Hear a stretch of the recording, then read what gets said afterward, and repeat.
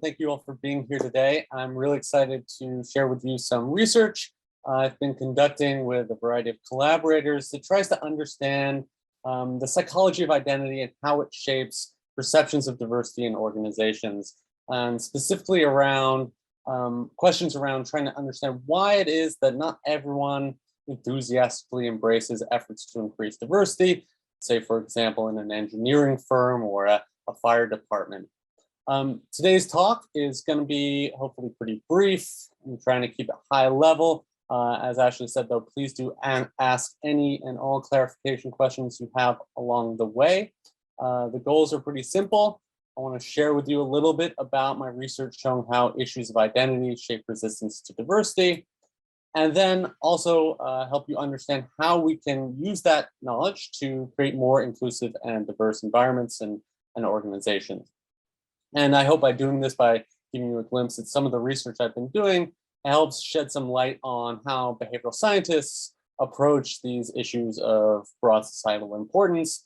I imagine many of you have strong scientific backgrounds, but you may not have so much experience in behavioral sciences, treating humans as our study participants, and understanding how we can get something as complicated as resistance to diversity, something that we can study using the scientific method. If that's of interest to you, we'll be showing a little bit about how that gets done today. So to lay some groundwork, I'm going to just introduce a very, very brief summary of the value of diversity, why it's important that organizations embrace diversity and invest in diversity. As you probably know, diversity initiatives, EDI initiatives, equity, diversity, and inclusion are now commonplace in many organizations. UCL, for example, has a lot of EDI initiatives, invests heavily in this. And that's because there's a lot of research showing that when managed well, diversity leads to a lot of positive outcomes for organizations, more creativity, better decision-making, and greater equality as well. And this greater equality, when it is found in organizations, universities, high status professions, high pay professions, can spill over into broader society and help make the world we live in more equal and just as well. On the flip side of these gains of diversity, it's also important to remember that whenever we kind of resist diversity, we may be doing so in a way that is discriminatory, that's both unjust and in many cases illegal. A lot of times people are uncomfortable about the prospect of bringing in members of underrepresented groups and will keep them out. We're going to be talking a little bit about the psychology of why that may be the case, but efforts to deliberately exclude people just on the basis of group membership often betrays our values of equity and fairness and can lead to very costly legal and financial consequences. The last point I like to make, and this is, I think, an increasing talking point among scholars who study this, is these topics, is that we live in a diverse world. For a long time, the burden of explanation, justification has been on those who want to see more diversity in organizations.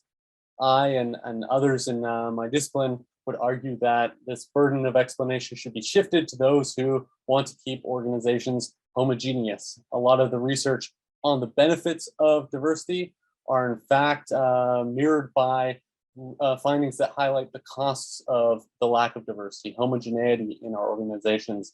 And so I think we should recognize that diversity is the natural way of the world, and increasingly so. UCL and many companies are recruiting internationally people from all sorts of backgrounds, and we should expect diversity, except in cases where there is explicit resistance to it. And that's why I'm going to try and unpack today. Why is it that some people are resistant to diversity and the prospect of our organizations becoming more diverse? Well, one explanation you've likely been exposed to is this idea of bias, prejudice. People have negative stereotypes, they have negative feelings about members of different groups, and this can lead them to act in discriminatory ways. Sometimes this bias is explicit, people are aware of it, they act consciously on it, sometimes it's more implicit. It's kind of a feeling of discomfort when they're around certain people or thinking about certain people that shapes their attitudes and behaviors in ways they may not necessarily know. Unfortunately, a lot of the research studying prejudice and bias shows that it's pretty hard to change in people. Often requires long periods of positive intergroup contact, and that's not something that biased people are typically willing to do. And so my approach and the approach of other scholars is trying to see how we can maybe work around biases and facilitate this kind of positive intergroup contact, getting people to spend time with members of different groups in a way that doesn't kind of directly push up against their biases or highlight biases that people may not always be aware of. It's an important step, but it's a very challenging step. And so these are complementary efforts in addressing people's hesitancies, resistance to diversity. An analogous perspective that my research builds on looks at the idea that diversity for many people is threatening. You may have heard arguments that members of well-represented, what we call dominant groups, those with kind of high standing, access to resources and power, they fear that increasing diversity is going to increase competition over their access to material resources like jobs, promotions, money, etc. That by broadening the competitive field, they no longer have a competitive advantage they once enjoyed. And that certainly is a driver of pushback to diversity. However, it's, again, a pretty tricky one to tackle because we can't always make things not a fixed pie. Sometimes there is just one promotion, there is just one job, and that can definitely lead to some difficult feelings. So we need to be aware of the fact that this is one source of resistance to diversity, but it's not something we can always eliminate as a problem. There's another category of threat that members of dominant groups can feel when they think about increasing diversity. And this is what's called symbolic threat. This is concern about perceived incompatibilities of culture and values. We look at the world a different way. We're just not the same. We're kind of not on the same page. We typically feel most comfortable when we're with people who share our worldview. And this perception that when we're with people who think differently than us, that makes us uncomfortable and is therefore a bad thing, often drives a lot of this resistance to diversity. Ironically, it's this being around people who see the world in different ways that often brings about the benefits of diversity, forces us to get out of our comfort zone and think a little more creatively and challenge our biases. But this can be a real impediment to people who, especially think their way of doing things, their cultural background, their perspective on life is the one and only way. And this relates to what I'm going to talk most about today, which is a more specific type of psychological threat, which I've helped study with my collaborator Yan Huo, which is called prototypicality threat. It's competition over prototypes. And if you're coming from an engineering background, you may have a very different definition of what a prototype is. Here, we're not talking about physical objects. We're talking about concepts in people's minds. And prototypes are, in fact, as argued by psychologists, how people make sense of broad categories. So I'm going to lead with an example that may feel a little random here, but it sets up this definition of prototypes, I think, in a nice way. It's a very classic way of illustrating this concept. And to do this, I'm going to ask you to picture a bird. Okay, a bird. Why are we picturing a bird? I'll explain in a second, but what came to your mind first? Was it something like the robin on the left, or was it something like the ostrich on the right? If you're like most people, you probably thought of a bird more like the robin on the left. Why is that? Why is a robin a more like cognitively accessible version of a bird? Why does a robin feel more birdy than an ostrich? It's kind of a weird thing, and it gets to the core of a question which philosophers and psychologists have grappled with for centuries, which is how do we make sense of the world and how do we form categories and groups? And what these thinkers, and this has been a kind of longstanding challenge, have recognized is that it's not always the case that categories, groups like birds, like the category of birds, can be easily broken down into discrete rules. When you think about a bird, what defines a bird? Well, they have a beak. Well, so do octopi.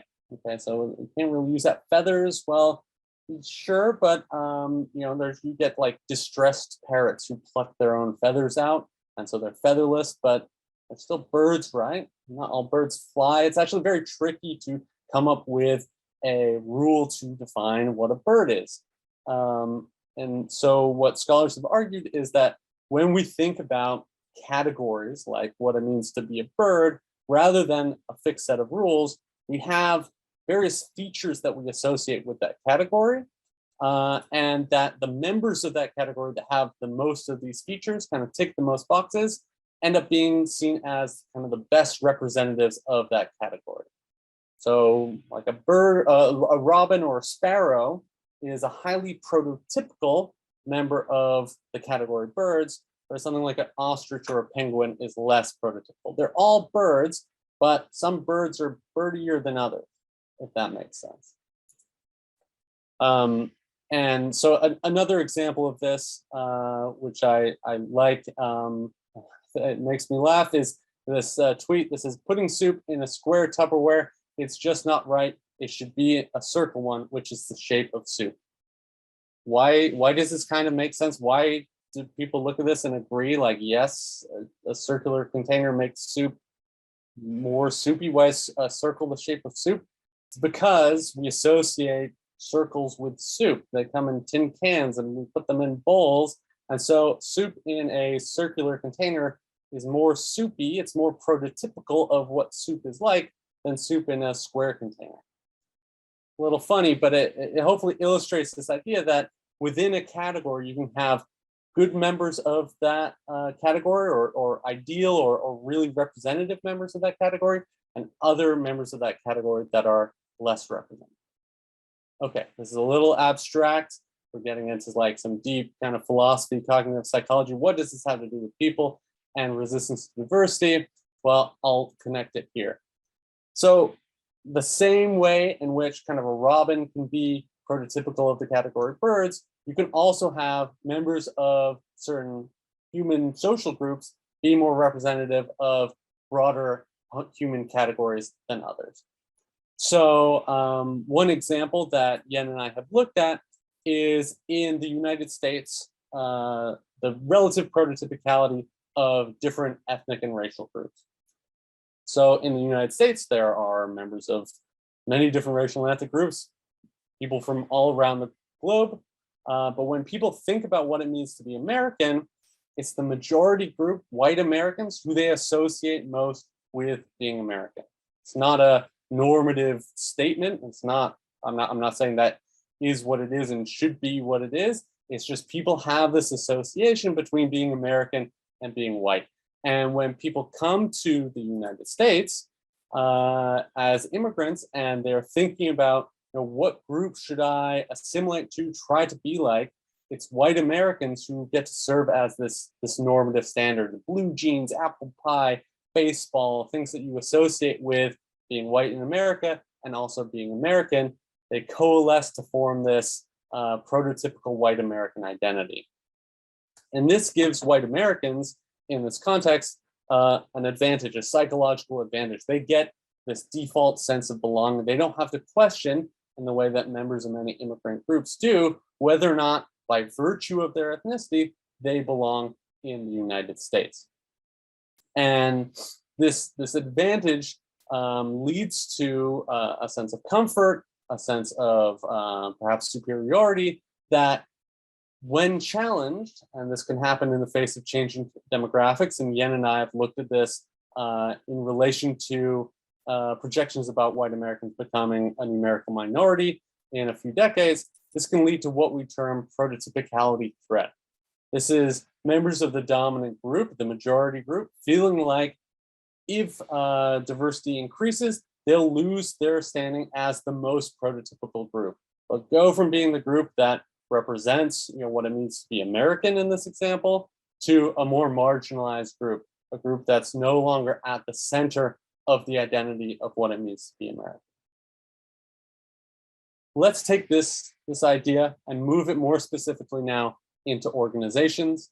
And Yen and I did this in the context of STEM, science, tech, engineering, math. Again, this is research I conducted in the United States, so it's a US-based sample, but the psychology we're building on and the studies we build on have replicated in contexts around the globe. We can do a similar exercise to what I did with the birds. If I ask you to simply picture a scientist, take a second, what comes to mind? What's the mental image of a scientist? Well, this is something researchers have studied at length by asking people to draw a scientist. They do this with children, they do this with adults, and they find that there's a lot of commonalities in what people draw. You get the lab coats, some science equipment, beakers, microscopes, things like that. But when they look at who the scientist is, what they find is that most people draw a man. People draw a man more frequently than they draw a woman. Why is that? Well, because men, and this is also true for white people and non-disabled people and other groups, are more prototypical in many STEM contexts than women are. Again, not a normative judgment. It's just that in people's minds, there's this association between being a scientist, being an engineer, and being a man. And the result of this association leads men and women to have very different experiences in STEM. When we look at the issue of gender diversity in STEM, people often invoke what is called the leaky pipeline metaphor. There's lots of women interested in STEM careers at an early age, but very few make it all the way to top leadership positions, kind of full-time careers. Many exit along the way. And if you talk to a lot of women who exit STEM careers about why they leave, a lot of them cite a hostile, chilly climate and this feeling that whenever they enter the workplace, they have to overcome stigma, negative stereotypes associated with being a woman, and the sense that they don't belong.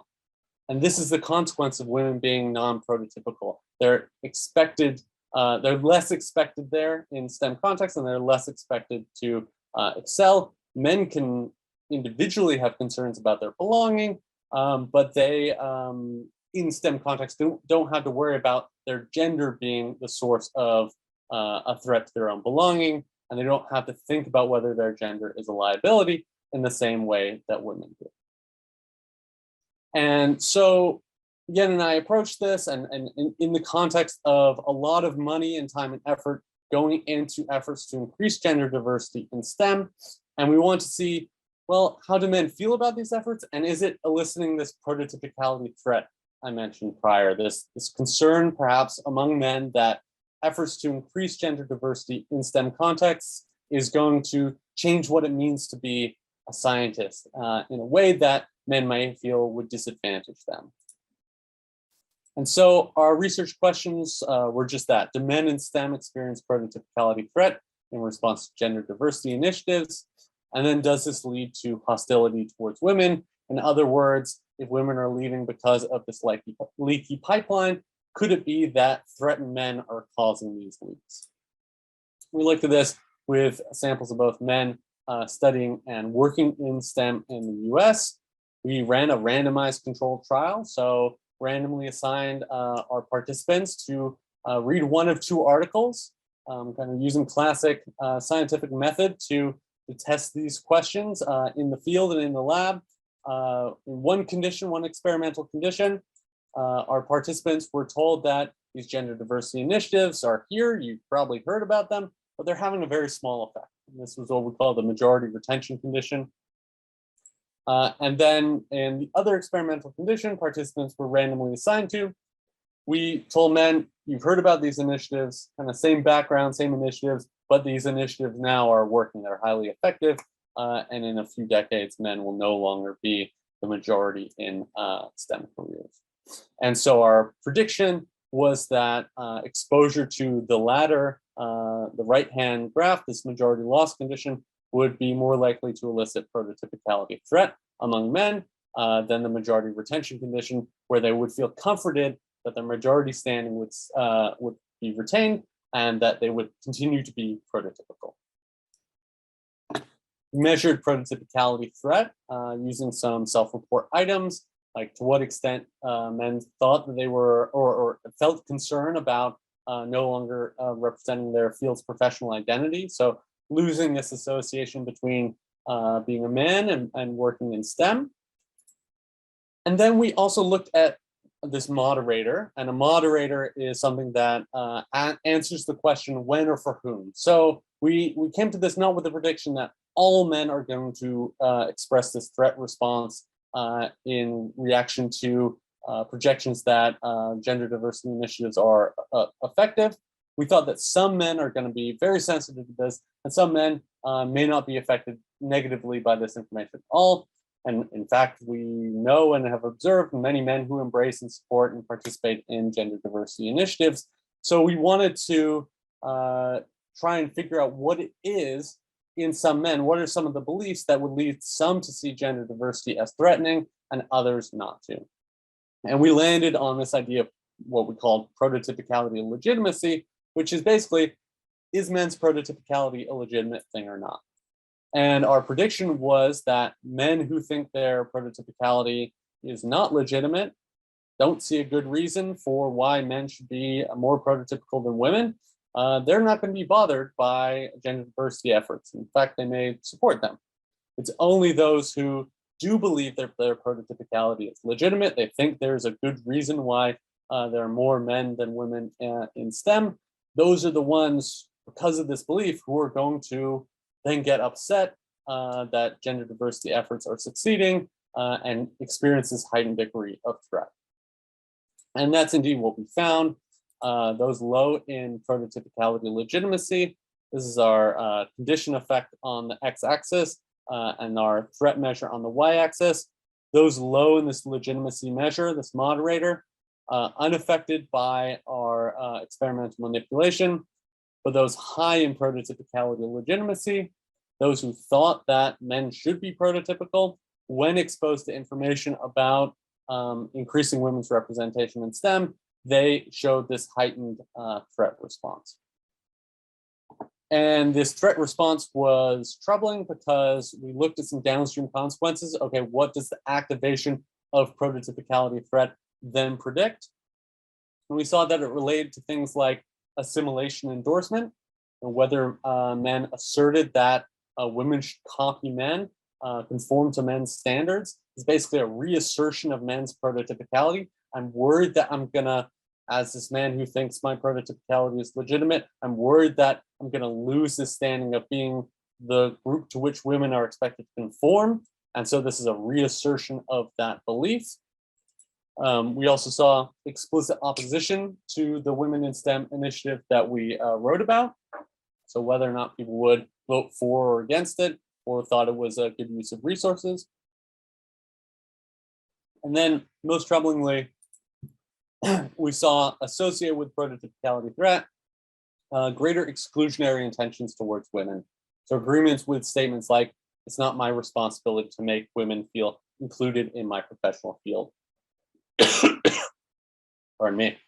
And this really highlighted this worry we had at the beginning that led us into this stream of research that perhaps it's men who are threatened by, again, it's these effective diversity initiatives who are the ones creating the chilly climates, creating the leaks that are forcing women out.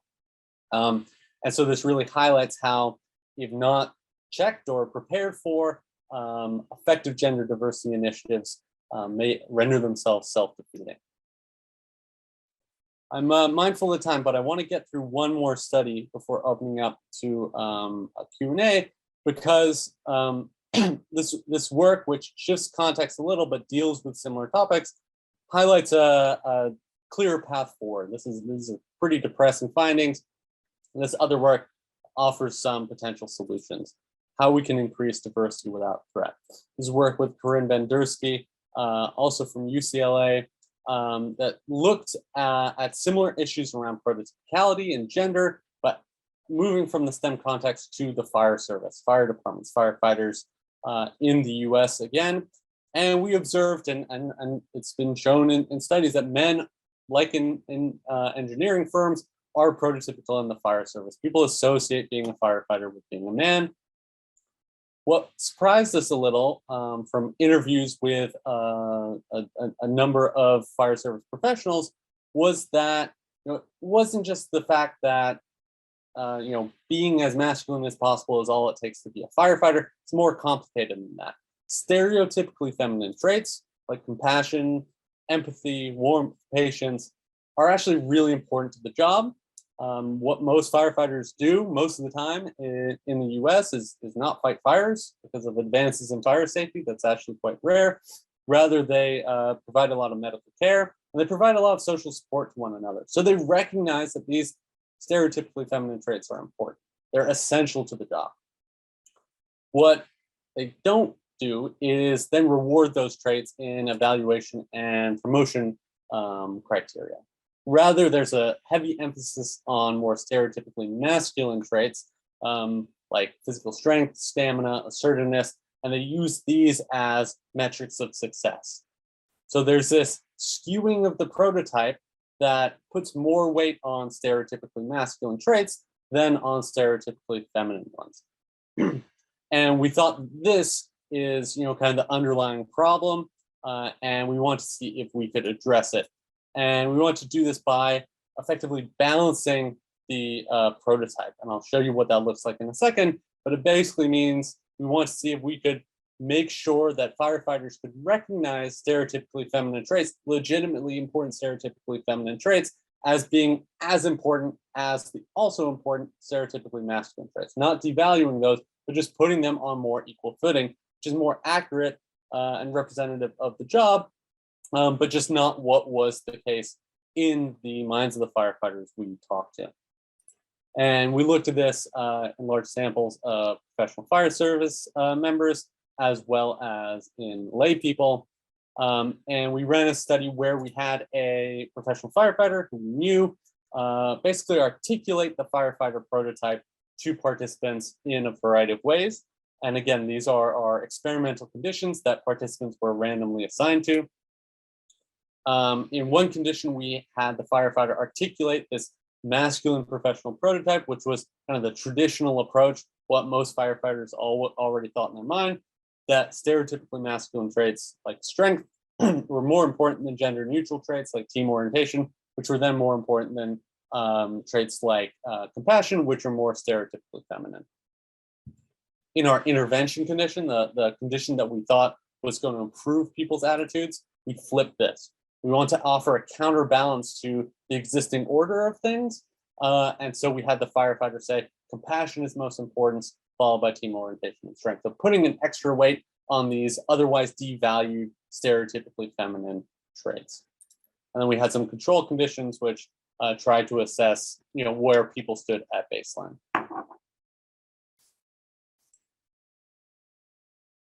What we found in support of our predictions was that when we asked participants to articulate, what it meant to be a firefighter by rating the perceived importance of a variety of traits, in our masculine prototype condition and control conditions, there was this positive association between stereotypical masculinity and trait importance.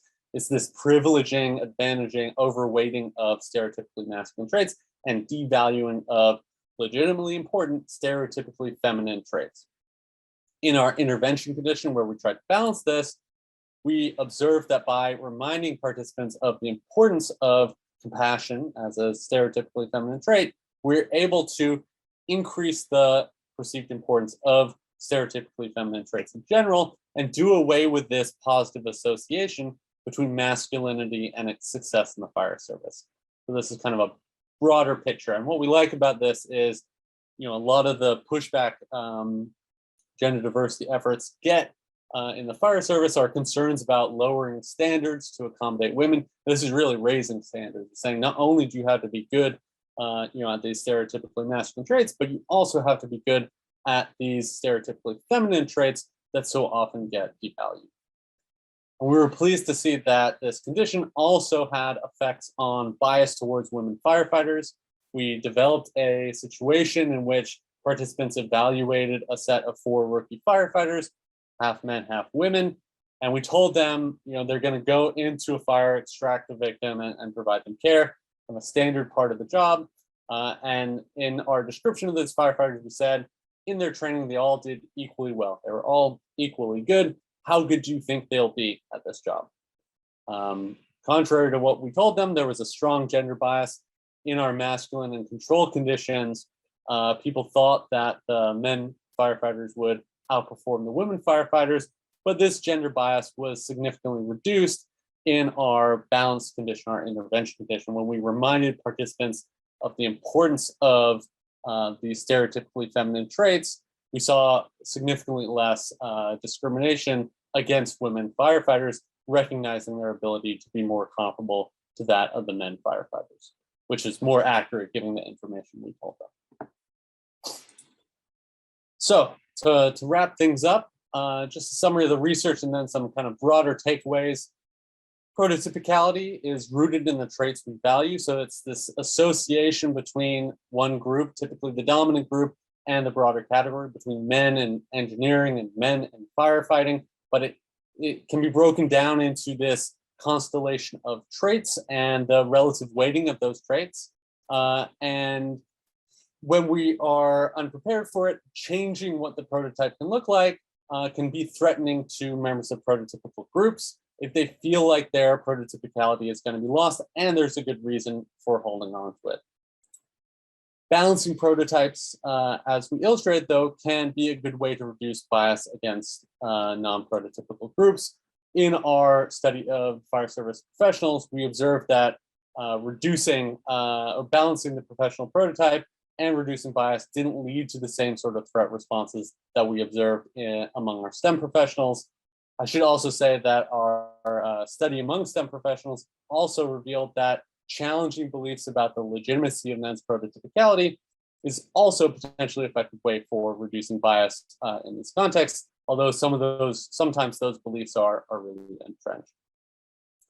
And kind of put together, this work highlights how left unaddressed, unless we are deliberately paying attention to the prototypes, what it means to be an engineer, what it means to be a firefighter, and that and the potential for these prototypes to be a source of tension for members of dominant groups, a source of competition, we could lead otherwise successful diversity efforts to be self-defeating. The hostilities, the tensions that prototypicality threat can lead to can undermine what would otherwise be effective.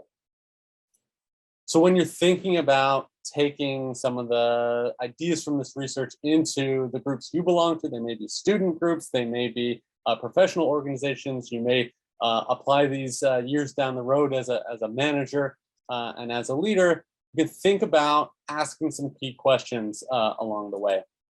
So recognizing that members of advantaged dominant groups may have overlooked identity concerns, it's good to ask who's the default here, who's prototypical, who kind of gets to fade into the background, and what are the advantages and disadvantages associated with that.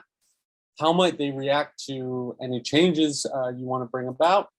And how might this pose a challenge to your diversity efforts? Is this something you can preempt?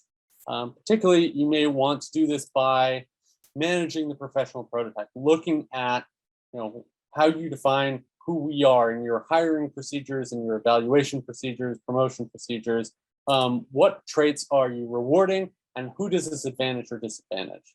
And by taking stock of that, by taking stock of what's in people's mind, represents what it means to be an engineer, perhaps in your context, is there a way you can balance that? Is there a way you can reward emotional intelligence and empathy and ability to work in teams with more stereotypically masculine traits, for example, like kind of assertiveness? By taking inventory of this and creating a more balanced prototype and taking a look at who's advantaged and who's disadvantaged, then you can create greater sense of inclusion and sidestep a lot of the risks that otherwise you would face by efforts to increase diversity without an understanding of the potential resistance that can come along with it.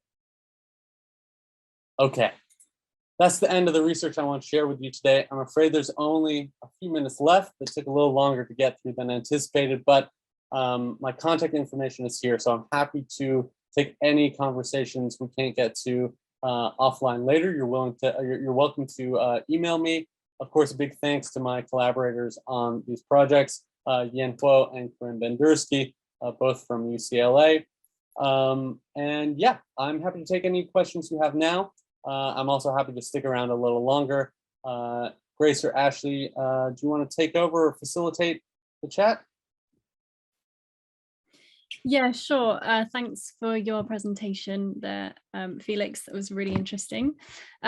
And to the attendees, please feel free to include any questions in the Q&A box. There are no silly questions, so please feel free to ask us anything, and Felix will answer those questions for you. We were sent a couple of questions, Felix, if that's okay. So I'll just run through those now. Has the remote working format made it harder to identify resistance to diversity? There is less cross collaboration between groups and colleagues. So how can managers monitor this with the new hybrid working style? Yeah, that's a great question, and one I think we're all collectively trying to understand. So remote working, flexible working has a lot of advantages when it comes to diversity and inclusion. For people with caring responsibilities, for example, it provides a lot of freedom. It also allows people who might otherwise not have kind of voice in a busy room or a busy meeting, more equal standing in which to participate in kind of more structured conversations like in Zoom, where people can't talk over one another, or where you can kind of raise your hand and get called on in order. So there's definitely advantages to this kind of remote connection, but there's also research showing that there are penalties of kind of Zoom meetings that are unequally distributed. Women show kind of more Zoom fatigue than men, and there's damages to kind of creativity in problem solving as well. And I think that where this question was leading is there's also, I think, decreased opportunities for positive intergroup contact. Like I said, spending time with people from different groups who you don't necessarily know is one of the most powerful antidotes to bias that we know of. Oftentimes it's kind of ignorance, unwillingness to spend time around people that allows biases and negative stereotypes to fester. And when we spend time with people, we realize there are people with the kind of just like us with all sorts of idiosyncrasies, and we can see beyond group membership and start to challenge our own biases and stereotypes. And that's something that can be inhibited when you're not really interacting with people, or you're only interacting with a very small group of people who you need to on kind of a day-to-day basis. So I think, it's a complicated answer. I think there's lots of good arguments for sustaining openness to, remote learning and remote working. But there's also a lot of hidden costs and more coming to light. I wouldn't be surprised if there's this observed decreased contact, which we really need. My research also shows that people under this threat are less likely to seek out contact. It's kind of the people who need it the most. It's less likely to spend time with people from other backgrounds, and that can just lead to these problems getting worse over time. How do you find out about the threat? How do you measure it? Yeah, so my typical approach, I just use survey measures. That's kind of my training. People are often willing to, kind of say how they feel, and maybe a little muted, but on an anonymous survey, I've had no problems kind of picking up this threat. But there are other researchers who look at this in a variety of ways. Some have looked at this kind of at physiological indicators of threat. You can hook people up to machines which measure, biological indicators of threat.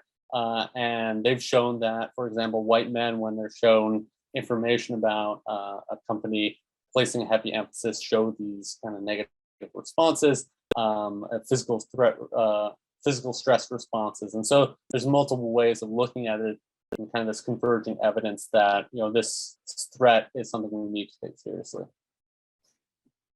Okay, and another question has just come in. So while balancing prototypes, how should organizations act in order not to create favoritism or preferences to the non-prototypical groups? Yeah, that's a great question.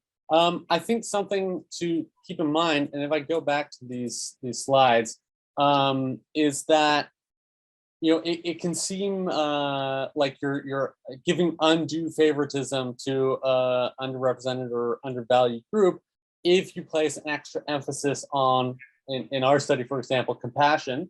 That seems to be creating a more feminine prototype. That could be one kind of complaint for the fire service. What we were doing was saying compassion is more important than strength, but what we're doing is pushing up against an existing prototype which devalues the stereotypically feminine traits and overvalues the stereotypically masculine traits. Maybe not overvalues, but values them highly. And so you need this kind of extra effort in order to counterbalance that, right? If what we were doing was really putting favoritism on women or stereotypically feminine traits, you'd see in this condition this kind of negative slope would be like the opposite of this. What we found was that you kind of need to balance them out in order to reach this kind of flat association and cancel out the other. So it may seem like you are putting extra emphasis or unfair or undue emphasis on historically devalued traits or members of certain groups. And some people may be a little sensitive to that, but you have to remember this isn't happening in a vacuum. You're kind of pushing up against longstanding biases, longstanding ways of doing things. And so that needs some compensation. It needs a little extra effort.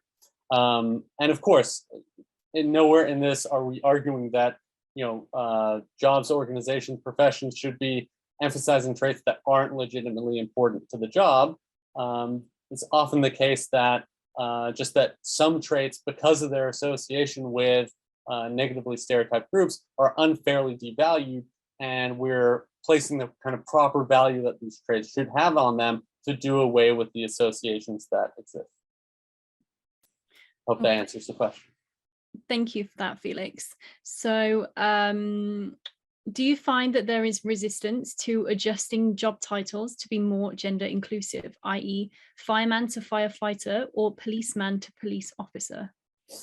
Certainly, yeah, because that changes this prototypicality, this association. A lot of the firefighters we spoke to in the interview part of our research were older firefighters who remembered the switch and still remembered the resentment that came at the time when these job titles were shifted. But a few years on, it's just the way people talk. People move past it, and so that's another important thing to remember when dealing with this resistance to diversity. It's important to understand and preempt it, because if you don't, you're gonna just welcome conflict and tension that you could otherwise avoid. But it doesn't mean we should avoid or kind of forestall or delay putting effort into increasing diversity. So we can expect some resistance and move past it, because that's just going to be inevitable. It doesn't mean we shouldn't take these steps, even if there are some people who are going to gripe about it. So thank you everybody that attended the session today, and we hope to see you again at more Spring into STEM sessions. Thank you, Felix, as well, for the information that you have given us. Is there anything you'd like to add before we finish? No, I'd just like to thank you and thank everyone for being here. And I hope you don't hesitate to reach out in the future. Okay, that's great. Well, thank you so much, everyone. And I hope you have a lovely rest of your day, and I hope we see you soon. Bye. Thank you.